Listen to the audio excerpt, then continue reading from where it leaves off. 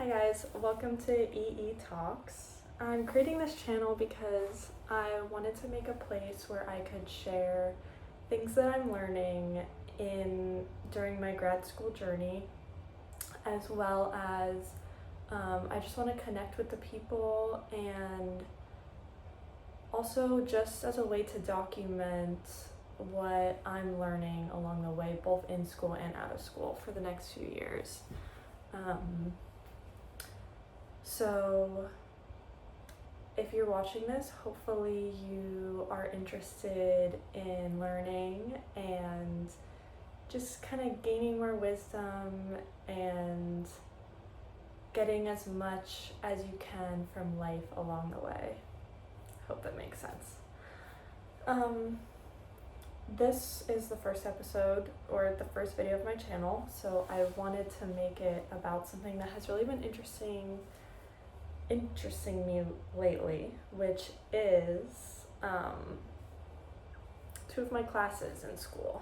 So right now I'm in the second semester of my graduate studies. I'm studying clinical mental health counseling in the state of Florida, and I hope to become licensed as a licensed mental health counselor in Florida once I finish with my studies.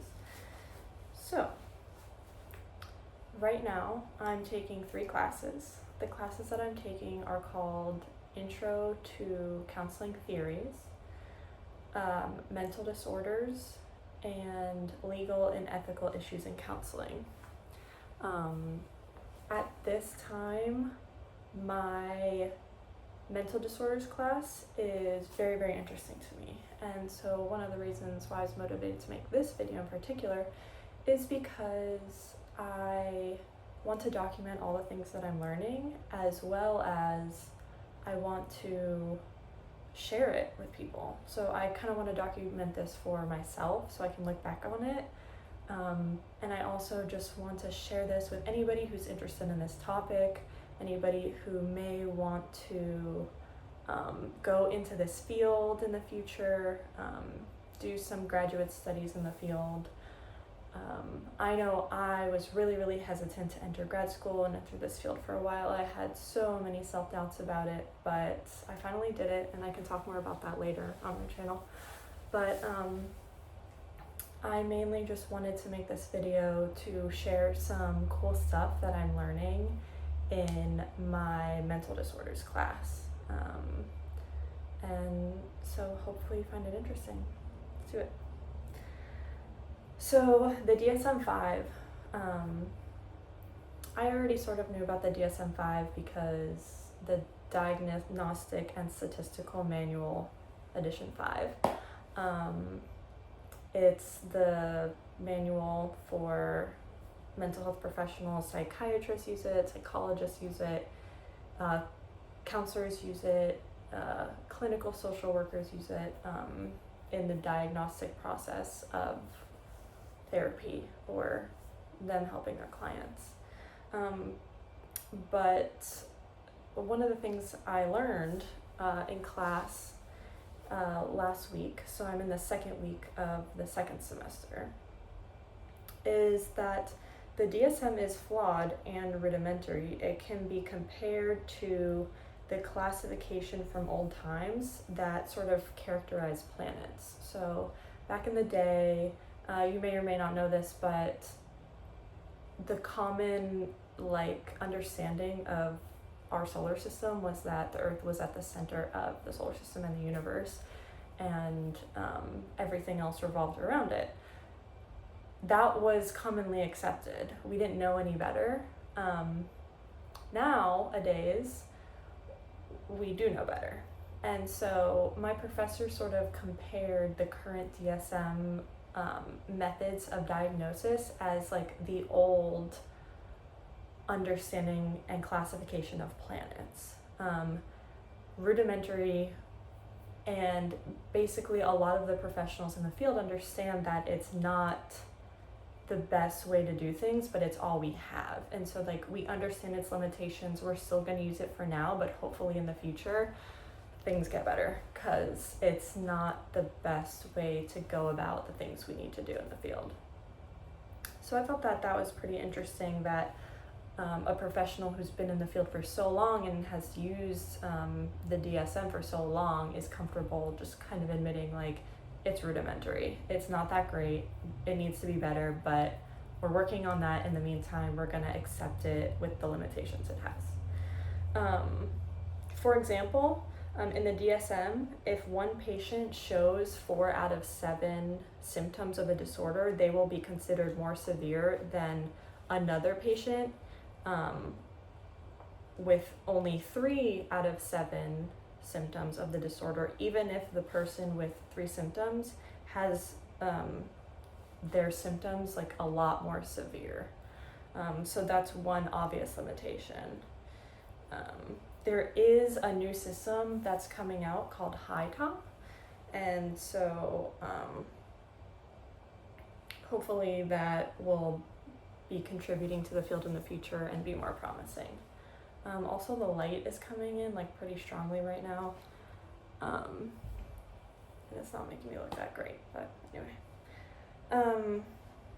Also, the DSM, it gets a revenue. Hold on, let me close the blinds a little bit.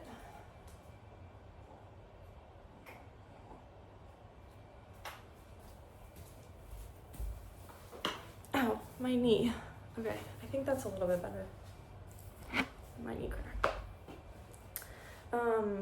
Today the revenue of the DSM is in billions. Who knew that the DSM made such a revenue and was so profitable?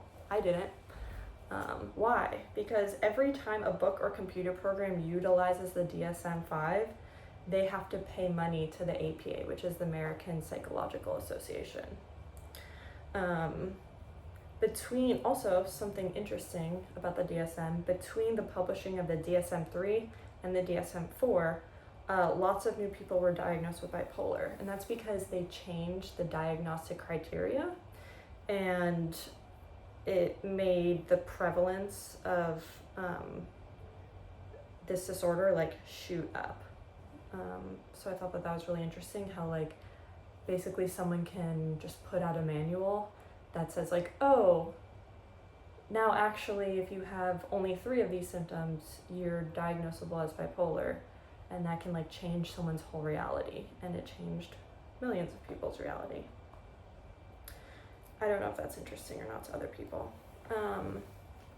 So how does one define a mental illness? I know when I have struggled with my own mental health in the past, I have felt so bad about myself and just labeled myself as mentally ill. And that just makes your mental health worse, honestly. I wish I had never done that. I learned lessons from it. But that does make me interested in like, how are we defining a mental illness? What does it mean to be mentally ill versus I'm just going through something, or like shit around me really sucks right now? There's something called egosyntonic and egodystonic. So egosyntonic means someone's symptoms are part of their identity. So for example, let's say someone is in sales and they don't really sleep that much, and they talk really fast and are like taking risky behaviors and are highly motivated, really goal oriented. Those are some things that might be considered by the DSM to be symptoms of mania. But those things are aligned with that person's personality. Now, if that person was like a librarian or a school teacher, then that would be more egodystonic, which means symptoms are not aligned with a person's personality. So I just thought that was like an interesting concept of like, yeah, we call these like mental illness symptoms, but sometimes they align with a person's personality, and the person would actually not consider them to be disorder, like out of order for themselves. It's like, this is what makes me me, this is what helps me feel like myself and accomplish my goals and stuff like that, and they may not even want to change them. Anyway, so for the DSM, I said that, we consider it to be rudimentary and incomplete. And so one might ask the question, what would be better than the categorical method used in the DSM? Something that could be better would be like a scale. So something like if you go get blood taken at the doctor and they show you like the panel of like where your cholesterol is. And it's like, oh, when you're down here, like this is like this is like the too low range, and this is like the too high range, and this range is like kind of better. So something more on a scale, like a continuum, rather than like a categorical, like yes or no, go into this box. So that may be helpful for the DSM-5 going forward. Another interesting thing that I learned, why do we call these things disorders and not diseases? The reason is because for a disease, we have to understand it enough to say if a certain threshold is exceeded, it's a disease. When it comes to disorders, we're not there yet. Like that's not yet true, and so that's why it's considered a disorder, not disease. We don't have like that specific threshold of where we can say like, oh, at this number of blah blah blah, it's a disease. Anyway, what else do I want to share with the world?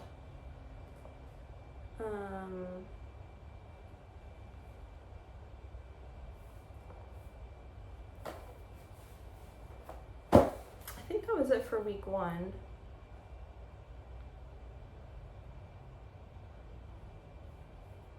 Of the most interesting things that I want to remember and share. Week 2 was our introduction to mood disorders, and in the case of most of our lecture, it was for depression. So I thought this was really interesting. So moving into like depression and mood disorders for week 2. So in psychiatry and clinical psychology, there's a belief that there's an underlying mechanism, aka a neuropsychological pathway, that has gone wrong in order to cause a disorder. However, in counseling, which is what I'm studying, we believe that counseling is actually a placebo. So what does that mean? A placebo is basically what's the mechanism of a placebo? A placebo is when we think something's going to get better. It's basically like the sugar pill example where they give, let's say you have 10 depressed people, you give 5 of them some chemical drug, like an antidepressant, and you give 5 of them a sugar pill. The sugar pill people don't know that they're getting a sugar pill, but they think they're told that they're getting a chemical intervention. Just the idea of a person being told that they're being cared for and helped is very, very oftentimes enough for them to feel better, and sometimes even for symptoms to let up, which is an amazing testament to the power of the human mind and brain on our own wellness. But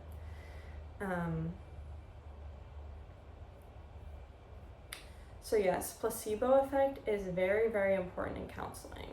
So counselors, we believe that counseling is placebo. If we can increase the person's expectancy that they are going to get better, that is a major factor in whether they will or they will not. So what does that mean? That means when a person comes in to see a counselor, if the person, aka the client, believes that their counselor is credible, so if the counselor has credibility, that is like a huge, huge factor in whether or not the person is gonna get better. Just the fact, and they believe they are now seeing someone who's credible and who can help them. It really increases the chances that they are actually gonna get better.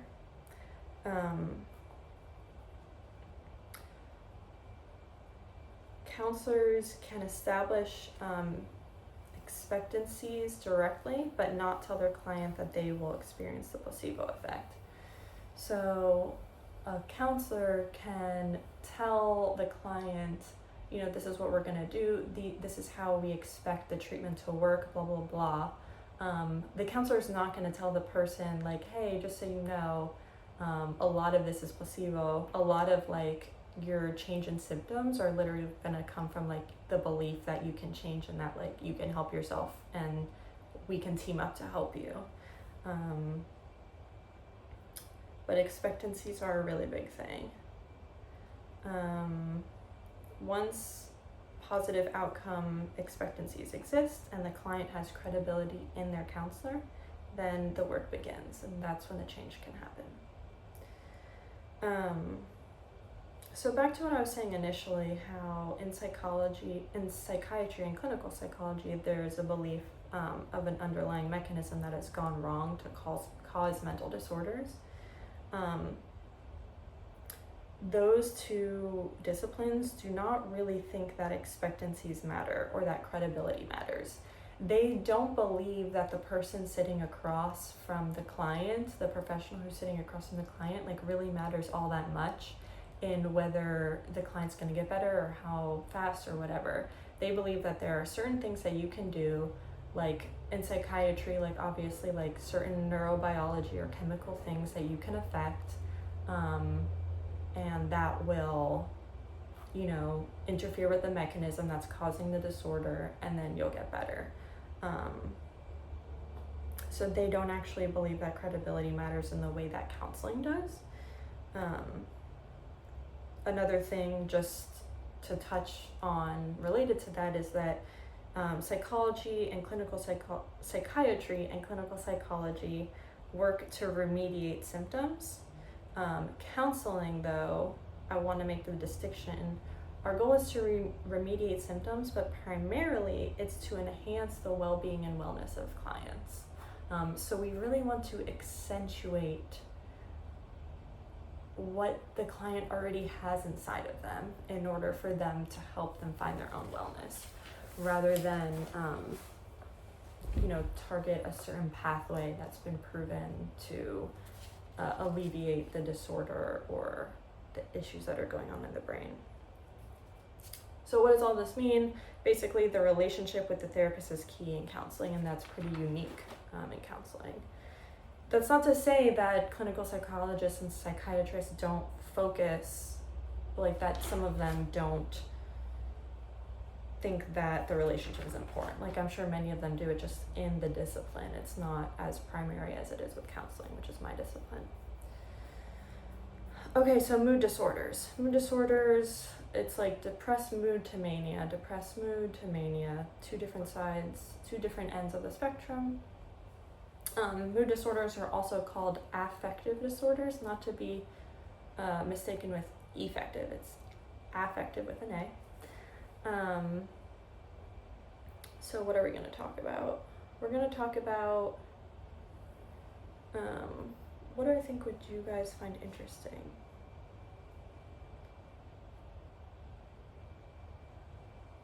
Well, something interesting that I would want to touch on is just like some general information about depression and mania that I've learned. So to diagnose, again, using the flawed rudimentary DSM-5, or maybe DSM-6 one day, who knows, or 5.5. So depression. So a depressive episode, in order for it to be considered a depressive episode, it needs to contain two core features. The first one is low mood or low positive affect. I think that's pretty self-explanatory. And the second one is anhedonia, which is the inability to experience positive reinforcement with things that formerly did. So that just means, I used to love running and now I don't see the point. I used to love hanging out with my friends, now I don't see the point. Things like this. And this is different from like, I used to love crocheting, but like I got bored of that. That's not really my thing anymore. it's not really getting bored of things, it's that like a distinct, like they're not you're not being positively reinforced by them. I don't know if that makes sense or not. Okay, so we have depressive episode, and then we have manic episode. For mania, the opposite side of that spectrum, the two core features are elevated or irritable mood, and increased activity level. Some other parts or some other features that are not core features include decreased need for sleep, delusions of grandeur, incredibly driven to experience life to the fullest, pressured speech, which means talking really, really fast, and I think I said goal-oriented. Maybe I didn't. So we have mania, we have depression. Then we have mixed affective states. The mixed affective states are, for example, more depressed with some manic symptoms, or more manic with depressed symptoms, and that means like hypomania. So as counselors, I learned that we do not know the neurobiological foundation of depression. Nobody really does. There have been a lot of different ideas as to what is going on in the brain. A lot of people say, it's my chemical imbalance in my brain. It's the chemical imbalance. That's actually not true. There used to be a thought that it was due to a lack of monoamines. They're a class of neurotransmitters, because they found that when they gave people who were having mood disorder issues monoamines, they got better. When they gave them dopamine, when they gave them serotonin, when they gave them norepinephrine, they got better. So they're like, oh, this must be the mechanism. But they're actually too quick with that assumption, because just because it affects the mechanism does not mean it is the mechanism. So that was a wrong idea that people had for a long time.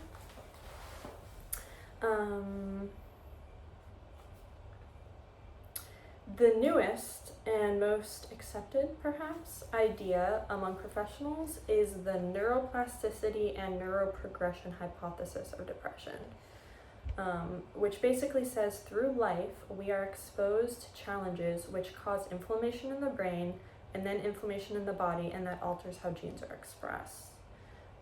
Basically, challenges change certain molecules in our brain, such as BDNF. So it seems that BDNF is like the newest, hottest way to explain these issues in the brain. Brain-derived neurotropic factor. I hope I said that right. Comment down below if I said it wrong or if I got it wrong. And we know that antidepressants increase the expression of BDNF. So BDNF is this really cool thing in the brain. When we go to sleep, it comes out and it basically washes our brain, and if epigenetic type things happen, what the heck is epigenetics? It's basically when you have your genes and you have your genetic material in your body, and it knows what it's supposed to do to keep you healthy, but things in your environment mess it up. They alter the expressions of genes. BDNF comes through at night. It washes the brain. It fixes things. I'm still learning about it. Maybe you know more about it than me.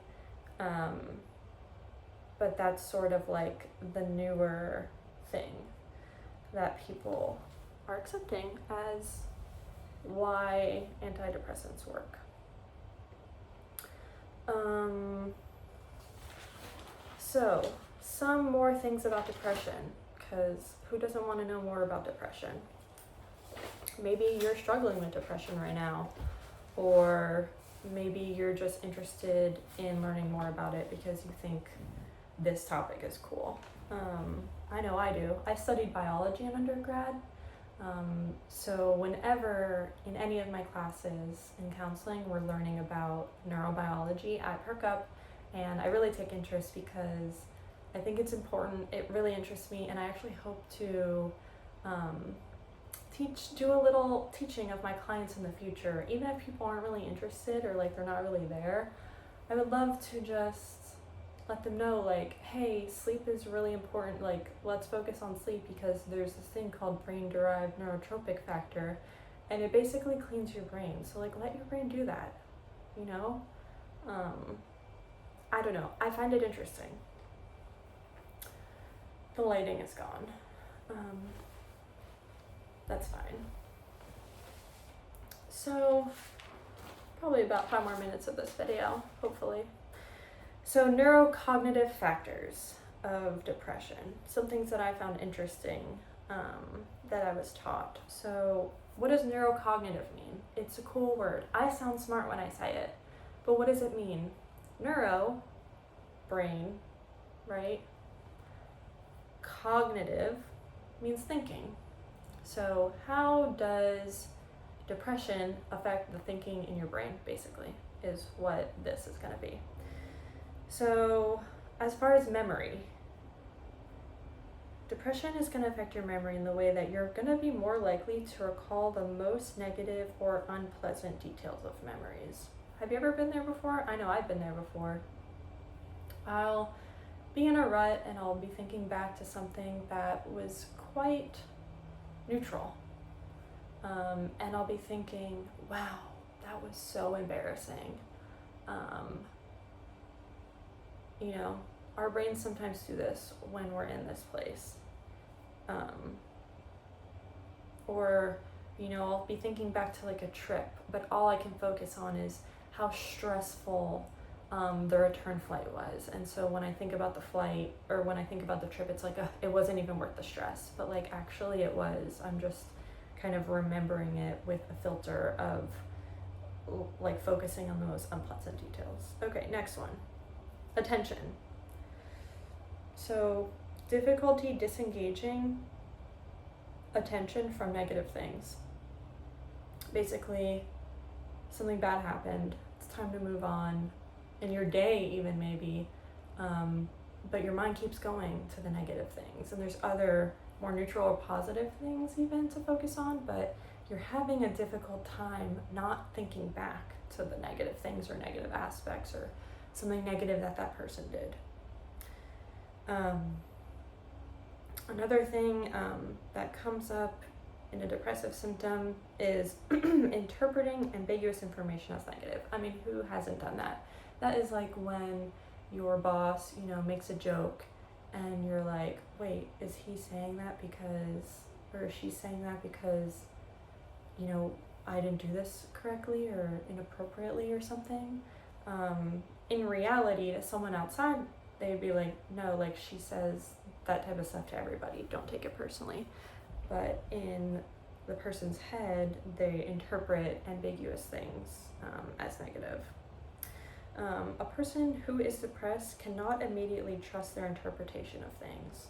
Is basically one takeaway here. And that is why therapy is great, because even if you're not depressed, I'm sure you've dealt with some of these neurocognitive factors. You can get another perspective, a perspective that you trust, and who's not going to judge you. So staying on depression, rumination. The idea that if I think about this over and over, the situation is right around the corner. You can ruminate and not be, you know, diagnosed as depressed. Rumination is hard. It's hard to get out of, and with the help of a counselor, it gets easier than if you're just trying to solve rumination in your head.